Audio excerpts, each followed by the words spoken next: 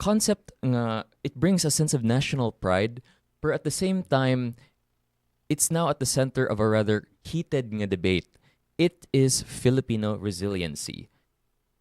Every now and then, makita ni nato ang term nga Filipino resiliency celebrated in media and gina bring up pod sa mga politicians nato. But is this a strength nga we should continue to romanticize, or is there something dangerous about this narrative that hides deeper nga problems? So monang kon hisguto na to karon. Across the table from me is our TMC team. Guys, why don't you introduce yourself? Top of the morning, y'all. It's Ellery. Mayong bungkag sa kadaghanan, it's Ollie. I guess to start our conversation off, why don't I ask you guys, when you hear the phrase nga Filipino resiliency, unsa may masud sa inyo huna-huna ana? And do you have like a personal story or something that relates to your view sa Filipino resiliency? Yeah, when we say resiliency, man, like it's a positive. There is a positive connotation towards it. Like any challenge na mo go sa mong way, you'll find a way to like see a silver lining, make something good out of kanang hardships na gibati karon. Pero yeah, muna siya like it has a positive connotation to it. So in a way, it can be a good thing.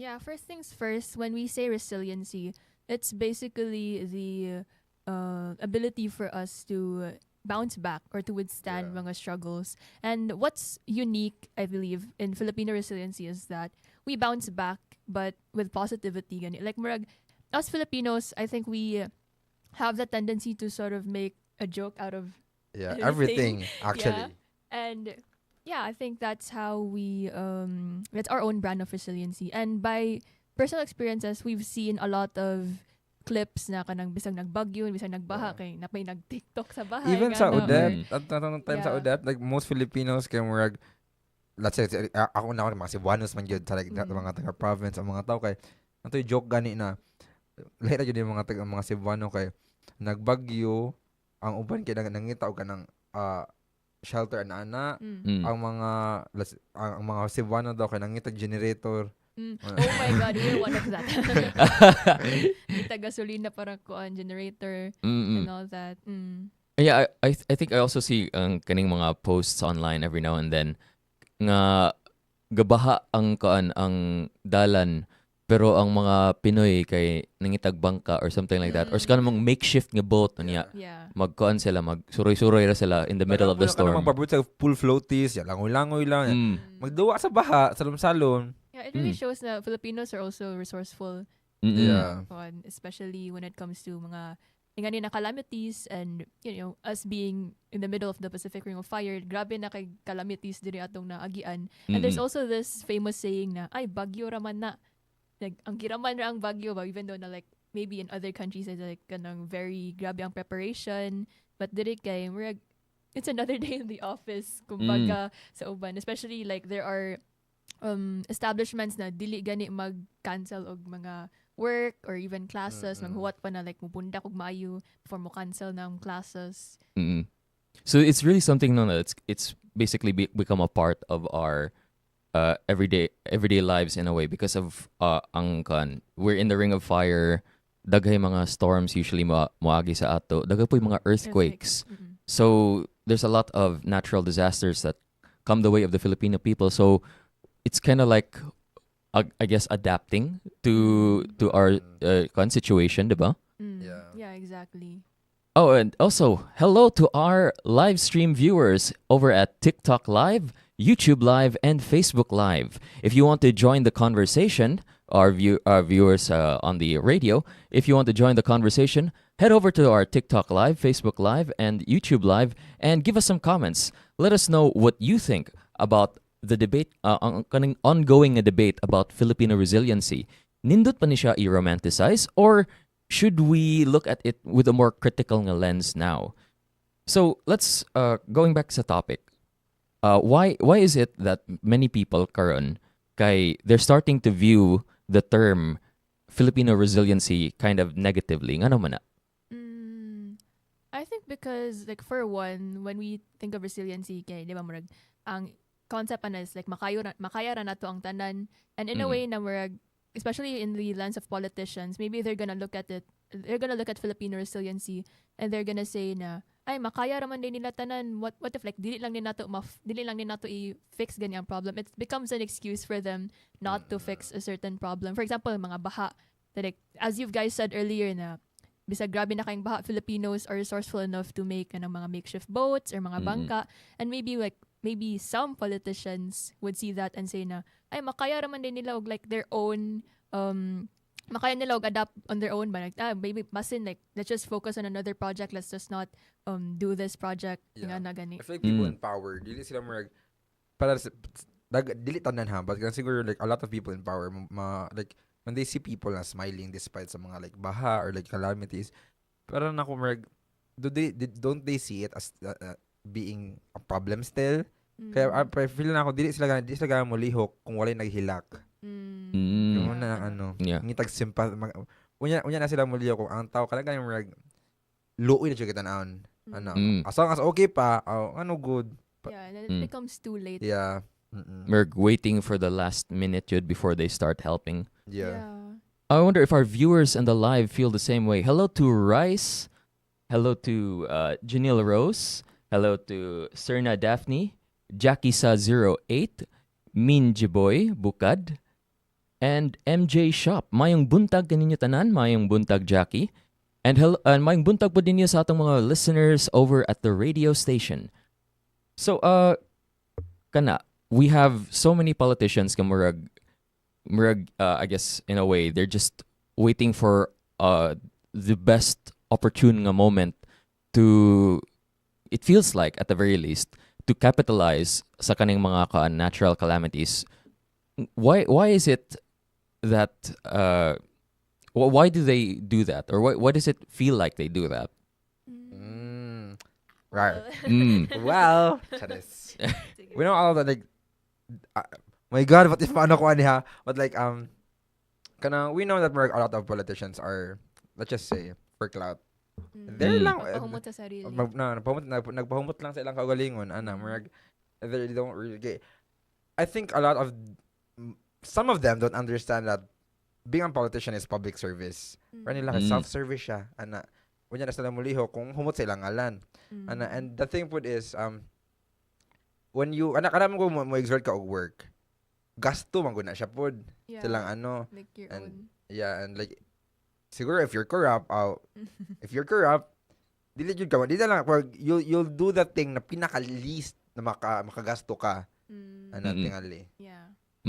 So, do you think nga whenever they're late to do out their response, and then mana sila nga, well, the Filipino people, they're resilient.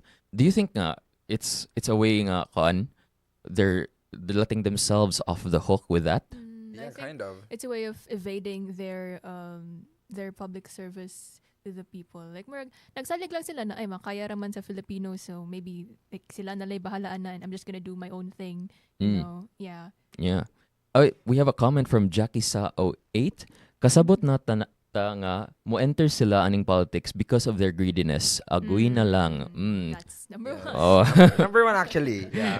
Oops. Most of like a lot like I don't want to say a lot because a lot of like politicians are also like kanang good out there. For daghan pud na kanang or just there for the power, not really for the people, but rather for themselves. And yeah, mga kwan lang tambalan lang ilang greed.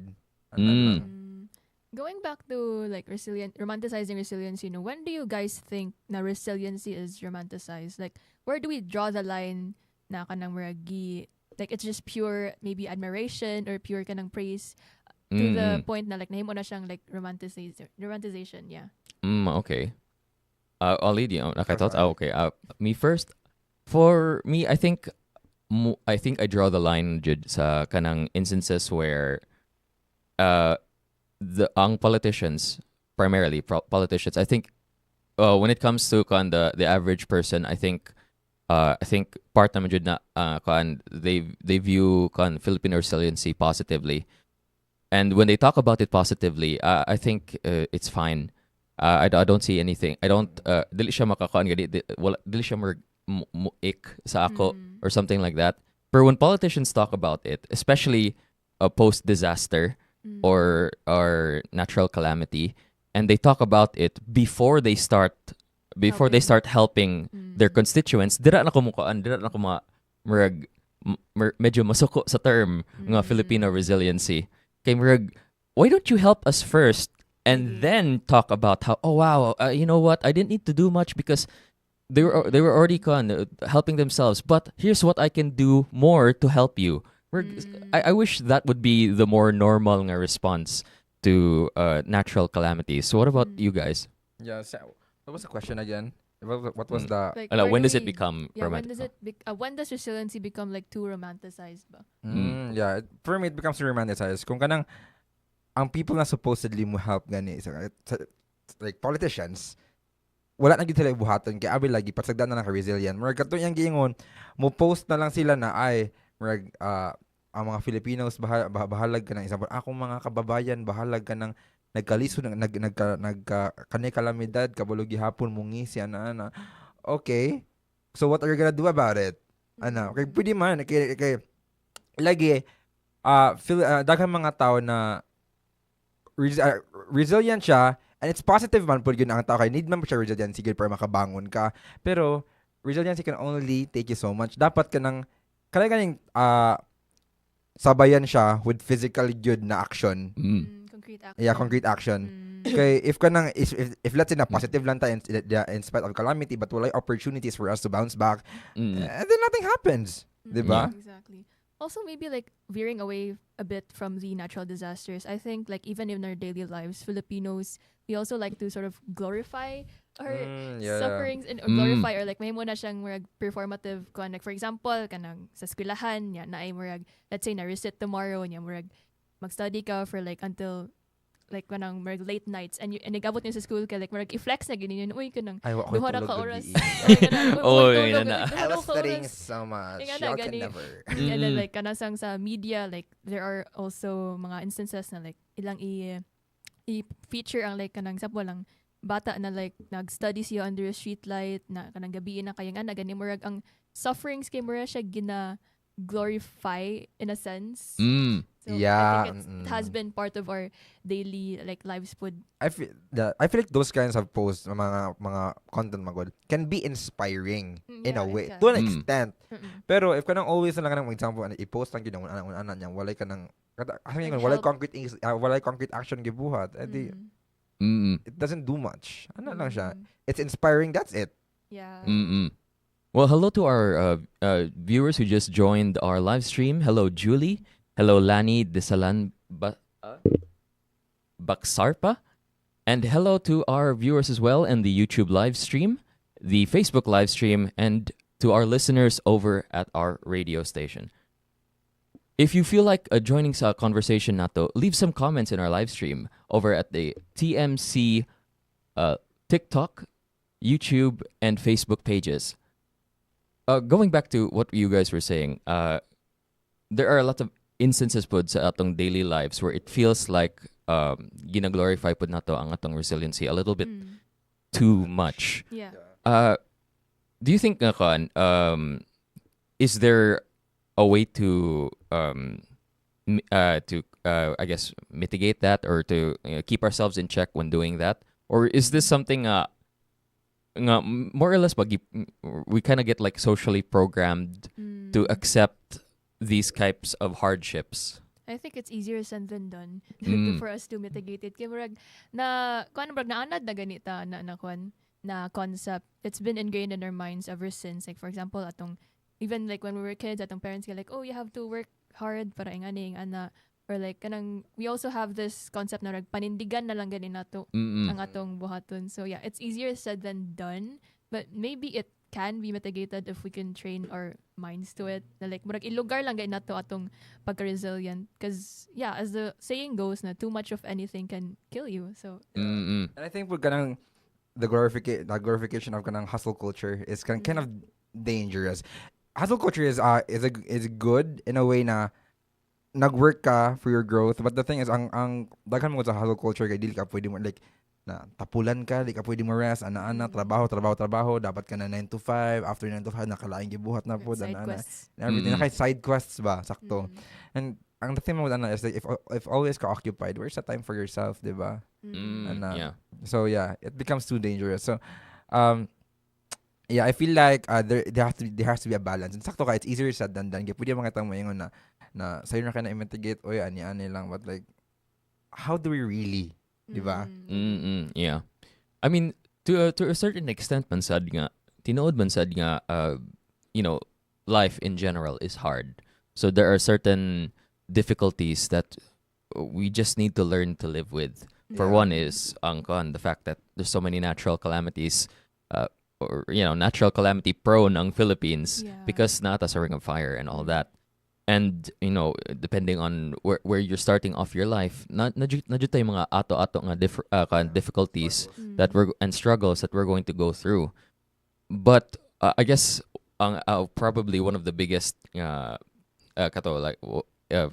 pet peeves, I guess, or the things that people are angry about sa kaning term or the romanticization rather of Filipino resiliency is when it's used as an excuse to implement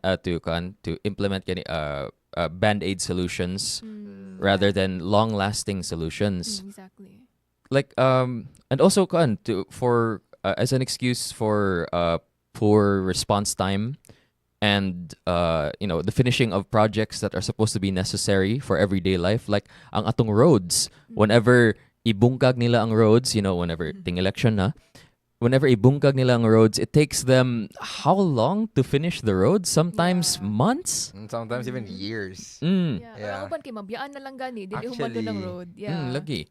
Like just over here, going up the tops currently. Gibungkag nilang road It's been and months already. it's been months. Kasi Wala pa na human. It's been over a year daw na una na. Kaya sa una daw kay if you like guys if you go up sa tops kay nagita labi na ka na around 4-ish in the afternoon.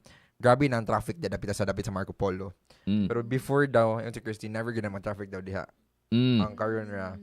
And it's mainly because of It's kanang the road work. kasi- Yeah. road work. Mm-mm. So I wonder what our viewers think about this. Yes. Filipino resiliency. Is it all right for us to continue the romanticization, or should we look at the more? Should we set it aside for the moment so that we can look at more long-lasting solutions, especially for everyday life of Filipinos? Yeah, and good morning po din mo diha Jory Ripompo Karamihan who is watching us live on Facebook. Good morning to you. Now, here's another thing, right? We kind of mentioned it earlier. Nga, it's kind of ingrained in us this culture of being resilient. Though, do you think na ay negative psychological aspects to this Filipino resiliency culture nga that's being overly romanticized? Negative aspect. What do you mean? Like, like we kind of mentioned, we touched on it earlier. Nga, there's certain we do need to get used to certain hardships, certain struggles in life because life is hard in general. Yeah. Pero is there do you see any examples of like long-term not necessarily long-term but like psychological nga effects on people? Maybe in the like work setup or academic setup, maybe burnout Mm. in a sense. Yeah, burnout is negative man jud. Like with this hustle culture, we're really forced to like hustle or like Yeah. kanang magsige na lang og tuon magsige work ana, and then with that when you keep on doing that manggod niya wala kay rest or wala kay relaxation mo eventually mo burnout jud kanya murag mawagtangan ka og motivation for literally anything. So I think burnout is one of the negative effects. How do you think Filipino people, how do you think they view getting burnt out for of work or schoolwork, all that? How do you like based off of siguro sa inyong personal experiences or anecdotal examples from your friends who have experienced burnout? How did their family react to it? How did their friends react to it? Were they supportive of them through the burnout, or were they criticized for it? For me, luckily I was I'm in a family na kanang very kanang what's the term? Supportive? Or what? Yeah, kind of supportive and kanang considerate with sa among mental health. Mm. Because daghang mga Filipino Sana families. all. Daghang mga Filipino families di ano na kanang It's a taboo. yeah, it's a taboo ang kanang Mm. mental health. Dili siya kanang priority kay inom ra ng tubig ko tulog ra na ana but luckily my family thus kanang believe in those things. So actually sila mama nagpa-diagnose na ako before pod. And I remember ko during that time pag high school kay I was kanang di man siguro nag-pressure pud ko ha. Siguro ato na time na pressure lang pud jud ko and di ko makamatong time na kanang naghilak nag-study ko nag-open ko sa akong book nagahilak na lang ko. Okay. Exam na direct say wala pa ko na sabtan. Nya man to ka naghilak ko tama ikaw mama na. Kuno na sila sayo pa kay good to naghilak na ko yun siya. Nasirad na nakatulog na. Ano to? Ay mo siya na sa ila kay bahala nag magkinaunsa na mas importante man imong health yun as always. Muna nila mama. Even physical health. Ana gyud na sila ang parents. So I'm lucky to have that.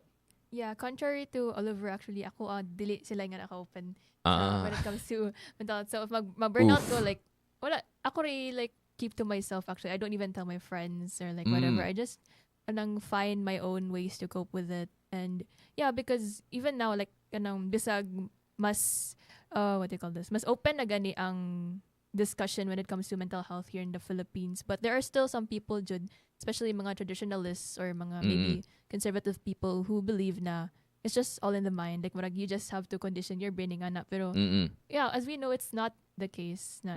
Yeah. Yeah, I'd say, Glenn, it really depends on the person, diba? Like, we all have different thresholds for pain. So, I think we all also have different thresholds for mental pain. Yeah. For thresholds for physical pain, and there's thresholds for mental pain, Jude. Yeah. So, like, given your example, do you think nga part of the negative aspects sa kaning resiliency culture nato there sa Philippines is mas stigmatize ang vulnerability? Yeah. Like, it becomes harder for you to express ang imong struggles mentally with your peers and with your family. What do you guys think?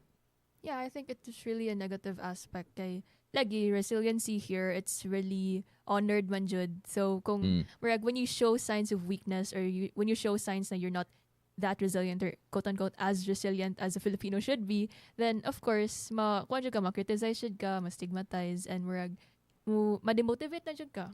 Yeah, I think okay. Ang kuan lagi diri like kanang akong pananaw lang ha kanang ang tanong sa mga like most Filipinos ang struggle man dili siya real kung siya physical ang struggle. Like okay. Yeah, so kanang if like let's say like burnout, it's like that's like mental struggle ba na siya and stuff. And let's say ang resiliency pud ana kanang if wala kay kun ana kay remember diba mental capacity man na to bounce back ang resiliency. If wala kay nang para nila if nagkalisod ka na wala nang nagkalisod ka niya wala physical na kanang physical evidence to back it up, then it's not true. Yeah, it's just all in your head though. That's so it's very different. We'd like to greet Brian and Emery of the band Give No Fudge, who's in Bohol listening to us right now. Wow, abot kitag Bohol karon. Very nice. Also, we'd like to say hello to our viewers at TikTok Live. Hello, Lias Tio. Hello, Cindy. And hello to our very late intern, Christine. Hello. Good morning, guys. This is Xteen, and we're actually talking about resiliency. Yeah, Filipino resiliency. And we'd also like to greet Miss Glenda, Maria Glenda Suico. She said, "You sound good, Rafael Chavez. Hi, TMC team." Oh, yeah. See you later, Miss G. See you later, Miss. Oh, we have a comment from Jackie Sa 8. I-share lang nako ang joke from a preacher nga Bisaya. He said, "Too much work will go down to the body." I think that's a very interesting way of looking at it. Dili lang jud sa ang burnout can also be physical, 'di ba? Sometimes we just get too physically exhausted nga di na jud makaan. And Christine, I know you're a little bit late to the discussion, pero what is your personal thoughts, Jude, on Filipino resiliency, and what do you think about ang current nga debate about Filipino resiliency, on whether or not we should continue na to romanticize ang Filipino resiliency, or should we start looking more sa negative aspects of it? No, at first, it's like resiliency, very hopeful gani kay siya paminawon that Filipinos are able to are you able to hear me, guys? Again daw? Hello? Yes. Loud and Okay. clear. Very, very bug down na voice. We love that. Thank you. Anyways, back to the topic. So like, yeah, it is very hopeful no to hear that Filipinos are resilient, you are resilient. Kay when we think about it kanang as what Oliver have mentioned earlier nga, it's like kanang able to bounce back from a situation nga worst baron or a disaster happened, and pero overuse na gud siya ron sa mga Pinoy, sa mga especially sa kanang sa media, murag gi-paint na siya as kanang something nga kanang gi-weaponize gani siya instead of That's a heavy kanang- term, weaponize. gi-weaponize siya to mask kanang zero accountability, I'd say, sa mga kwan, especially when we talk about disaster, kanang flood jud, mga typhoon and all that. So, I think it's about time to step up. We should not just be resilient, kwan sa ta. Kasi na kanang call out jud ba sa mga people nga deserve a call out. So guys, let's not overly romanticize being resilient. Kay tendency na the government magod, they tend to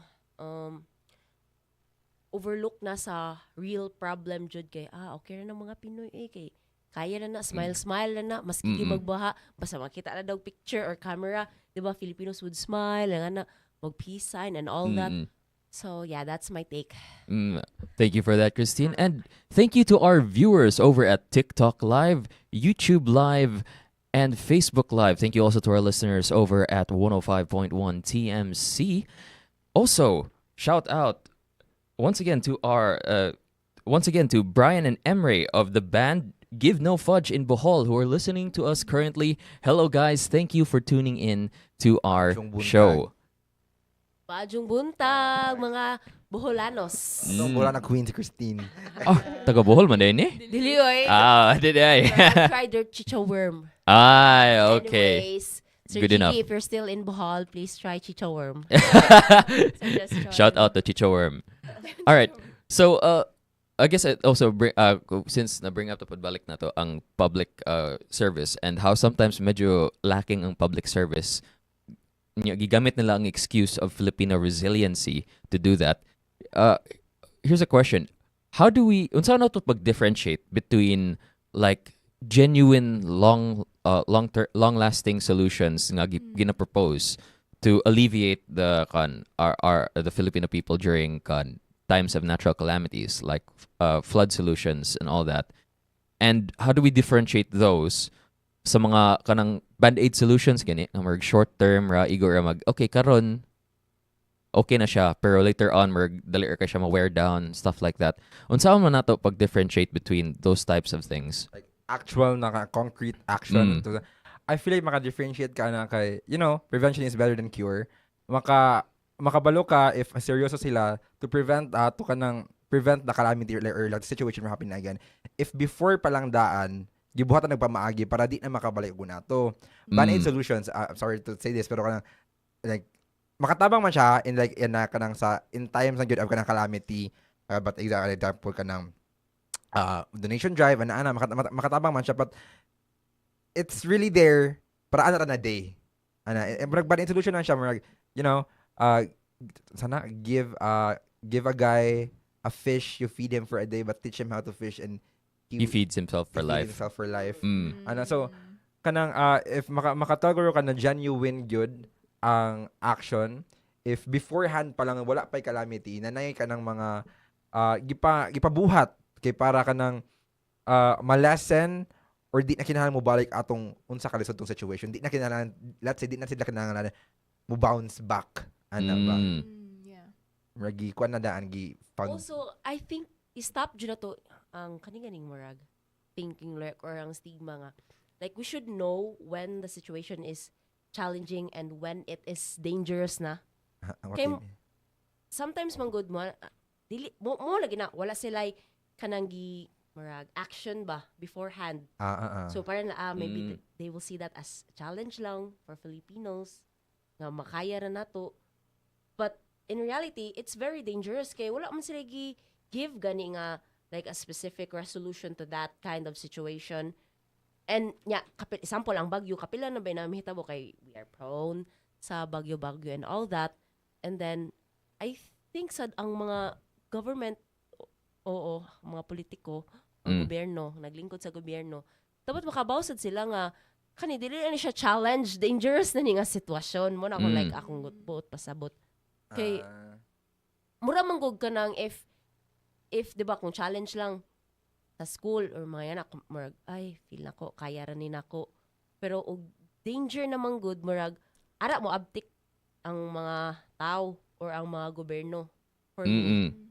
So basically, we have the tendency to downplay the situation. Yeah. Okay. Muna, kay Underestimate. easy lang na to kay pinabita ka kanang smiling kay ta kanang hopeful kay ta and all that. We're very resilient. Yeah, I remember katong Odette kay murag gi-downplay dito natong pag-ayo ang Odette. real. Like I remember like Odette on the day magud sa Odette kay kadumdum ko na graduation pictorial to na mo na murag nakakita ko sa mong GC na nagreklamo pa sila no nganong gi-cancel man na like kuan signal numbering 1 naman guro to na murag pagagabi ni saka bet ang signal number. So murag we severely underestimated the power of Odette. Murag ay nga na gani murag na underestimate niya murag mo to grabe nang day kayo ang hagupit. Yeah. And going back sa ni Cristino, naka na lang ko like real life example na kanang di ba yung kana maka-differentiate between like kanang challenge lang siya o kanang actual threat na yun to life. Yeah. Kay di ba kada imuingon na kanang sige tagbaha. Ang kanang mong baha di ba recurrent na yun na nakuan na kanang na situation mahitabo. Even till now ang Cebu City baha gyapon kaayo. Ana gahapon nagbaha ba? Di ay. Wala man di kahapon no. Mga bahaon nga lugar. And dala ba ya ana kay may bahara ang kanang bahara ang danger anang baha. There was isang news ang anak atong ang bata na matay siya kay iyang gipangita iyang papa sa baha. So mo to na matay siya to leptospirosis. Yeah, I think I saw that report pod. Yeah. Di ba pod na hold pod ang kid somewhere sa police station for a while before I think it was part of the report I saw nga. Na monang the parents weren't fully aware na na naday leptospirosis ang anak kay na siya sa lain nga area while they were looking for him sad. So mo pod na guys, if ever magbaha gani, please play it safe, especially if na nakay wounds. Kay dali ra kaya mo sud ang infection ana. Yeah. Even if wala kay wounds, because maka-enter man gyapon sa imong body ang leptospirosis. Sa imong ilong, na mga mouth, anywhere pores. Yeah. Yeah, the reason why I brought it up kay remember ko sayo mo gud makakita ka na sa news gani mo ana ang mga tao, especially katong uwan kayo nga gabi sa dang baha. Nya na manggod nga ang mga estudyante ba walay kanang news kung or like kanang announcement ang mayor nga suspended ba ang klase niya. Kaning mga 90s kiddos kuno hay mo na siya. Sus kami gani.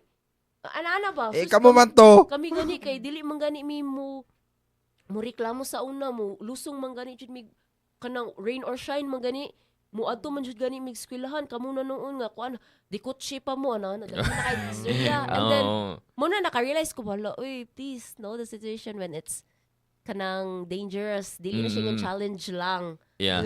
Kay i-feel man gud nila nga kanang murag i-think lang nila ba nga easy ra jud siya. Okay. Kung kana reklamadora kanang kuan ra daw kayo kanang very sensitive ra ang kuan ron mga batanon Very ron woke, very Mm-mm. spoiled. o mga Mm-mm. snowflakes daw. Mga Ano spoiled. ba na, Oh. if kaya namin noon, ba't di nyo Mm. kaya ngayon? Kung kaya nyo, edi kayo na lang. Mm. Kaya, Good for either you. kung So kaya nice. ninyo, kung, let's say, if kaya ninyo na before, you can't deny the fact na kato before gihapon, it's still the same danger as it is now. Mm-mm. Diba? Nagyapon ito yung mga like, Lotus Roses, nagyapon na ana. Di lang guro kayo makita kung katong mga, di ba karon easy naman kayo Yeah. nga Oo. na Media accident. naman, Oo. oo. Mm-mm. Muna ang mga kasabot sa ko nga maski kit ako mo muro ko makulba na lo daghan na dig na kuan na-shock na ni ko nga diri kay murag uwan ra ba ito pero gibaha na daing taga diri na sa I forgot which part Lapit to sa dito sa Colon, downtown. I think. Mm. Eh, kay tungod lang sa social media makita so Oo. makita na to ang danger na jud unlike sa una di man nila makita kay wa may social media. Oh. Unless na-jud sila dito sa Yeah. place jud. Yeah. The- Kuan dinosaur era was Oh, grabe na po ng dinosaur era. Pero yeah, that's another issue, another aspect sa problem, diba?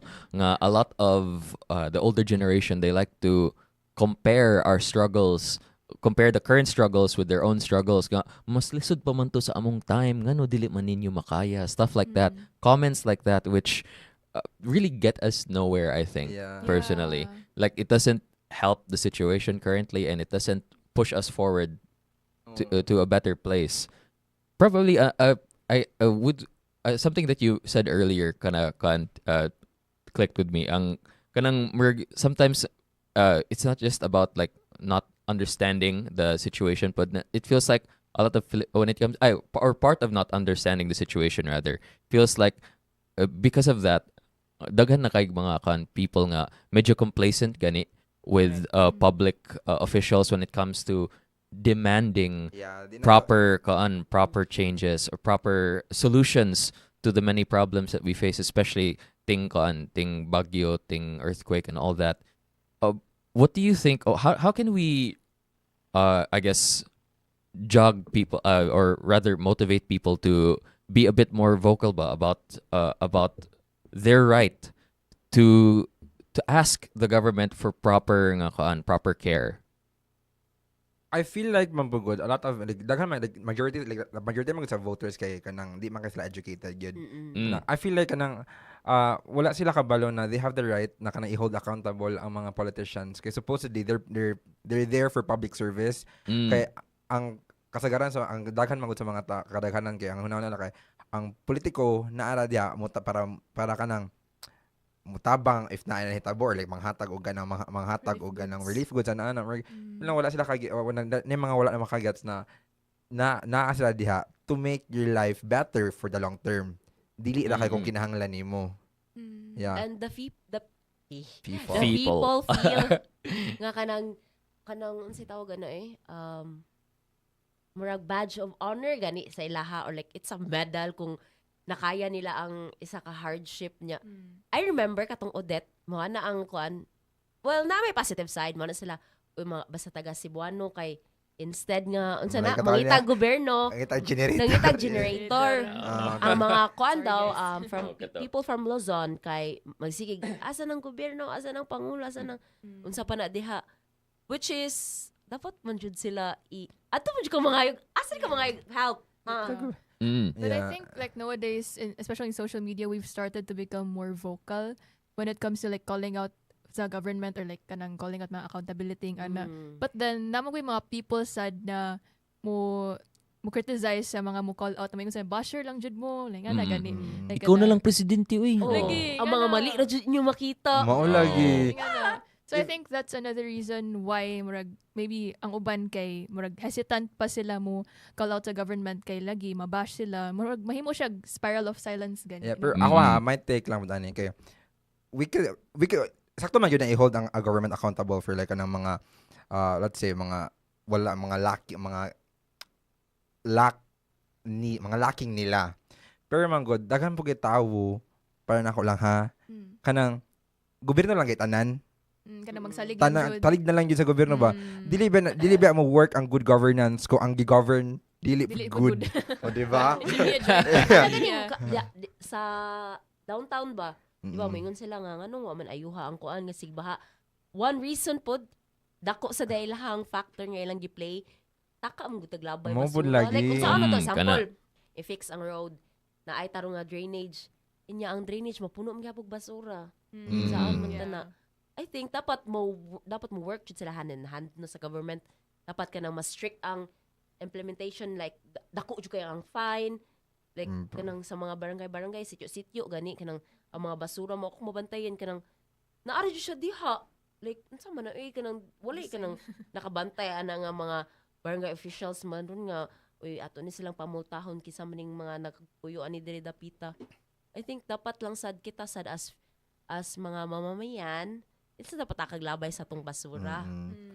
Eh kung mahimo ibutang sa bag, ingana jud ko kung bag puno jud kay basura kay ikugahan ka na ilabay gani unless kung kanang isud sa bag so imo siyang bitbito no wala kay choice. O kuha ka kitag trash can so guys please be mindful sa yung mga trash. Napod ng kanang napod ng let's say issue with traffic. Lang mo kanang traffic kanina sa Colon dapita. Traffic diri, traffic diya. Dahan po kay tao mag parking kila sa kalsada ra pod. As in kanang so muna maka mas muguot doon ang kalsada. Pero I think man pod in that way pod ang mga tao po dapat mosunod sa traffic laws pero ang kanang feel nako ang kanang mga tao mang parking manggod it's because the lack of parking space. Dapat po ang government hold accountable for that to provide more parking spaces I think. Pero lagi parking laws comes first. So mga kanang mga road rules dapat siya i-obey kay para kanang atong traffic di siya ma-traffic. I think ang uban sad no na may parking guro Tapulan. Tapulan. Oh. Example natin ang parking niya, mga pila pa ka blocks away. Yeah. Before ma-reach yung destination niya, walay parking dito or puno na. Tapulan lang jud kayo ang mga tao. Kanisad, pero na ko ma-hear sa akong mama o sang papa nga, anong magkuha magsakyanan? Kung wala Sakto! parking. Maginang yun. Especially ka na kayong mga along the road ng mga balay-balay. Oo. Kana jud, sula. Uy, imbis nga, kana ganing mula bangko, maglisod na kog labang kay naay nakababag niya. Unsa na ko simba ko lang yung taon. Dili lang taon disgrasya. Wala itong Lagi. giting Blind spot man good. Oo. True. Pero mga karsado nun lisod ki siya agian kay gamay pa kay dalan, giparkingan man niya sa sakyanan. Muna lisod ki no, samot na ng traffic niya. Nakathink man ko na before na wala kanang may ordinance sa gihimo na dili pwede mo og sakyanan kung walay parkingan. Pero nangutana ko ni sa natumpol sa prof ana before. Dili ako nangutana, pati nangutana lain na anong di pwede na labag daw siya sa right to property. It is. It is. So dili ka right to own. So dili ka maka-impose na need siya parkingan. Yeah. It's a I would describe it Awit as paklam ng good. describe it bitaw siya as like an overextension of government power in that regard. Kay they're limiting it to a very specific nga only very few set of people can now own cars, so it's like diligent na I wouldn't support that actually, me personally. Hello again to our viewers over at TikTok Live, YouTube Live, and Facebook Live. Hello, Love Lore, Ruth Ariola, Nix Maaba, and Jolly Bangs. Hello also to our listeners over at TMC 105.1, The Best of Us. I guess we've covered up a lot of ground now on this topic. To round up the conversation, since we've talked about a lot of negative sides to romanticizing Filipino resiliency, what would you guys say is ang kanang healthy way of looking at Filipino resiliency or practicing Filipino resiliency? I think it's a good thing to acknowledge the negative sides to it. Pero I think we need to also see the beauty in it, diba? So what would you say is the positive aspect to the Filipino resiliency ng culture? Yeah. Definitely for me like ang positive na makuha nato from Filipino resiliency is really our capacity to bounce back. Like as cliche as it may sound, like romanticize siya paminahon, pero it's really a big thing man po good na ang Filipinos kay dili mo ag paglaom ba na bahalag naay ka nang naay hardships mo agi sa kinabuhi, dili gihapon makalimot na mungisi dili ka nang dili mawad ag hope na ma-okay ang tanan. Pero dili ingon na di na sila dapat tabangan. Yeah. I think, like, for example, kanang statement nga, I love how strong you are, pero you shouldn't Yeah. endure this, or you Or you shouldn't should have be to this endure yan. strong. Yeah. And para ingani nga situation, or like, believe kay ko sa imong pagka-resilient, pero dapat dili ka makaagi og hardship ngani, dapat unsa ni masolusyonan ni siya. Nga na dapat dili lang kay puro praises gani about being resilient, being kanang positive and all that. Kailangan sad kanang i-acknowledge ang ilahang sufferings. Para na ko good ma-invalidate mong good nga lo. Dili compliment siya kay ginang ko strong kay ko and all that. Yeah. Naka-bounce back ko. Pero murag wala nila give kuan ako Na murag- hardship. Murag okay. Oo. Mura to. Na, lagi Is that all? nakaagi ko ato, but did I really have to go through that? Mo jud. Ana, oo. Kailangan ba jud? Going back to like the positive side, but I think what makes like quote unquote romanticizing resiliency like positive, kay it shows na as Filipinos kay kaya nato ma-independent, or kaya like mga fighter jud ganit na, and we can see it kay like sa atong mga OFWs, for example, like ni kuandid sila ni risk sila na like mo go to another country to immerse themselves in a new culture, new work environment para maka-give back sa ilang family here sa Philippines. So yeah, and we can also see it sa mga Filipino mga artists who made it big in the global stage. And yeah. Yeah. So thank you for your insights, guys, and thank you to our listeners over at TikTok Live, YouTube Live, and Facebook Live. Thank you as well to our listeners over at the radio, 105.1 TMC, the best of us. You're listening to Top of the Morning with me, Rafael Chavez, but you can call me Chavi Boy. For now, don't tune out just yet, as we will continue our talk later on with another topic, this time about another aspect of Filipino culture, which is the utang ng loob, and how that has become rather. There is also a debate on whether or not utang ng loob has become a rather negative Yeah. aspect of Filipino culture as well. For now, let's listen to a band. Let's listen to a band known for their unique approach to Bisaya rock, mixed in with synth electronic music. Here's Hago Hago by Mampor and Me, only here on 105.1 TMC, the best of us.